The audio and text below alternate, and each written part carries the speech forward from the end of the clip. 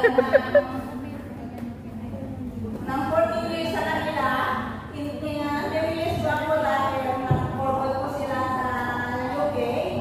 And then, mula nung sinabihan ko ako na gano'n, sabi ko, Lord, hindi ko ako mapapahal. Dahil alam ko kung may inandalan ko kayo ng employer na mabait pala sa akin. And then, nakik ko po yun. Natulog ko na sumpungan yung panalangin na Psalm 16.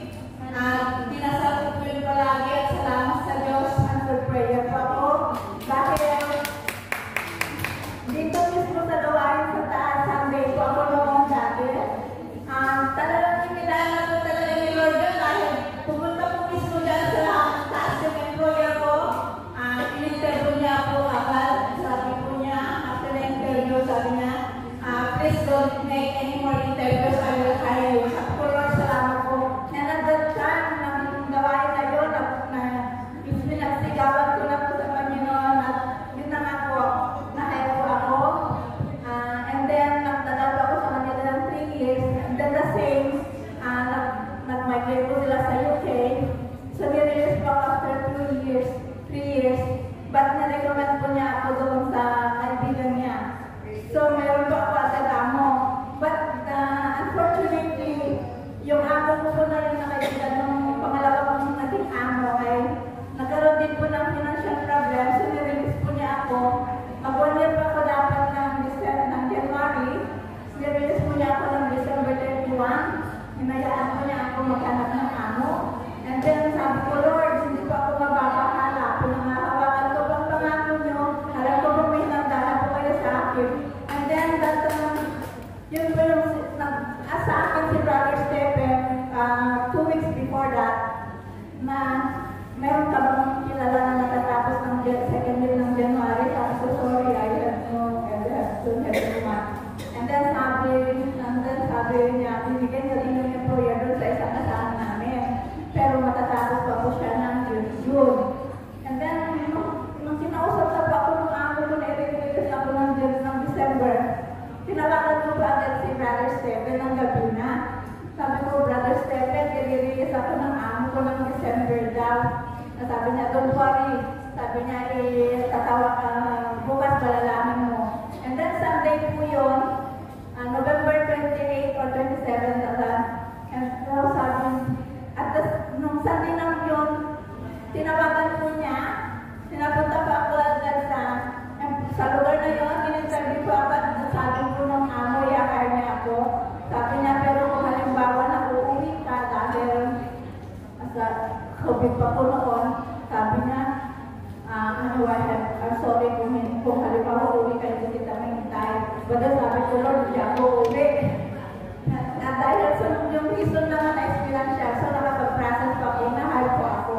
At yun ang first time na nag-alaga pa ako ng matanda, salamat sa Diyos dahil sabi ko nila sa akin, bakit pinalitan ko ng 15 years sa kanila, every year daw po, pinduan natin yung birthday ni Lord alam February ay nagkakasakit at na-hospital. Pero i-review ko po yun, sabi ko, Lord, kayo po alam niyo kung kayo lang ako mag-aalaga ng matanda. Hindi po siya magkakasakit, Lord, pinakubayan ko sa inyo lang. And thank God, sa awa ng Diyos, mula naman mag-4 years na ako sa January. Kagabi, nag-dinner yung mga ano ko sa bahay. Sinabi, may dumating na sulat kasi galing sa Manila. Sa insurance ko daw po yun. Sabi ko, ba't ang aga? Sabi ko, sa January pa matatapos yung kontrata ko. Tapos sabi niya, don't worry. Sabi niya, bibili niyo yung contract. Praise the Lord. Hallelujah, glory to God. Maraming salamat. Sa lahat ng ating mga pangangailan. Amen po ba? Amen! Amen! At isa pa po na magbabahagi ng kabutihan ng Diyos ang ating kapatid, si Sister Jessie Damienza. Palakpakan ng Diyos sa kapusin!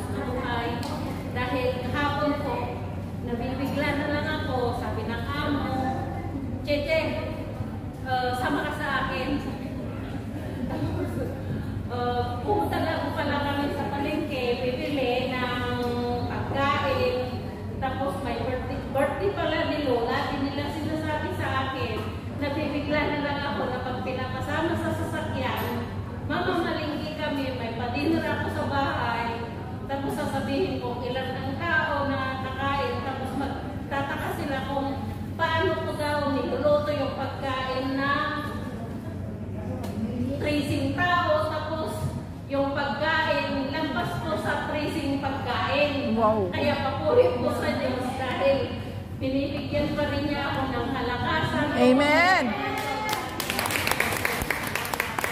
Papuri po sa salamat sa ating Diyos na buhay. Amen. Natawag po tayo na magkakaya ng kamulihan ng ating Diyos. Sige po, sino po mauna? Sister Raido.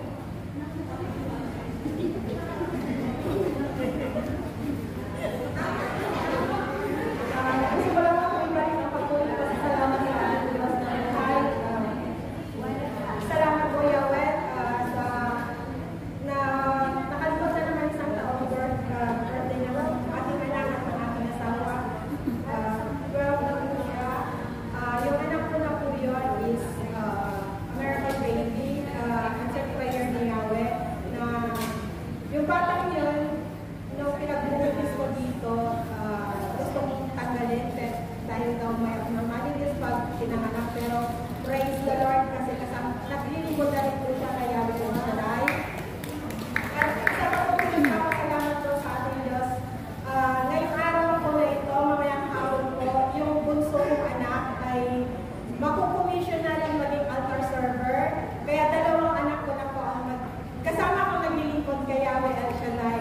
Tunay nga po, yung dasal ko lang ng mga ng mga maliit pa sila na Lord, bigyan mo sila ng talento at talino na someday magagamit nila sa paglilingkod sa iyo.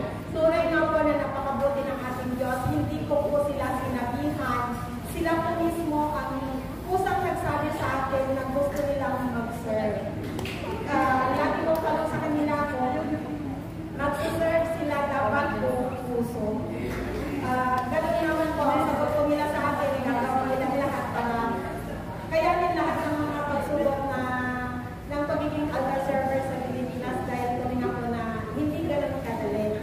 Isa pa po pinagpapasalamat ko yung nakaraan na first grading nila, tuloy na po na napakabuti ng ating Diyos na buhay dahil this year po, hinayaan ko na po silang dalawa na mag-aral ng sarili nila.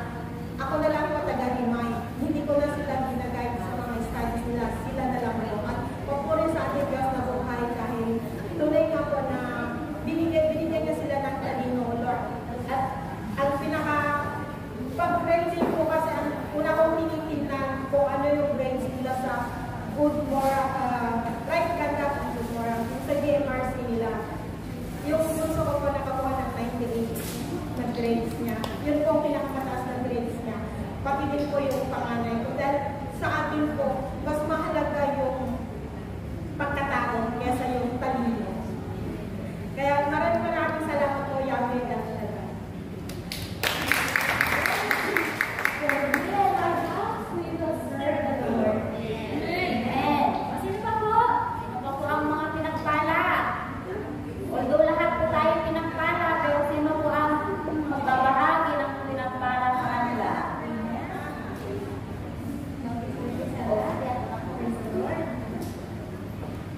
Ipagpapasalamat ko rin lang po nung nakakarang, nung last Saturday pa. Kasi yung isang kapatid namin, nag-aalala na yung nanay namin, mga magulang namin, kasi hindi siya kumukontak. Although siya talaga yung laging nakakontak sa bahay. Pero kasi 2 months na, hindi siya nagkukontak. Yung pala, sabi ko, simula mas hanggang nag-away tayo, wala akong ibang pinagdarasan. Yun lang talaga sabi ko, Lord, kahit ngayon lang po, kahit sa mga magulang lang namin siya mag-message, kahit huwag na siya magtawag, sabihin niya lang na nasa ligtas siya nakalagayan. Kasi ngayon, alam po natin ngayon na napakahirap talaga ng panahon natin ngayon. Kaya kapit lang po tayo lagi talaga sa panalangin. Nung umuwi ako kung gabi, sabi ng tatay ko, nagtumawag na daw siya. Kaya sabi ko, napatay ko agad yung tawag ko. Kasi sabi ko, nagdasal ako sa thank you Lord. Sabi ko, napakasimple pero napakalaking bagay. Kaya huwag po natin bawal ang bahala yung mga maliliit na bagay na akala natin na pinagdadasal natin. Napakalaking bagay po para sa atin kasi lahat po ng pinananalangin natin yung pinagkakaloob po sa atin. Kaya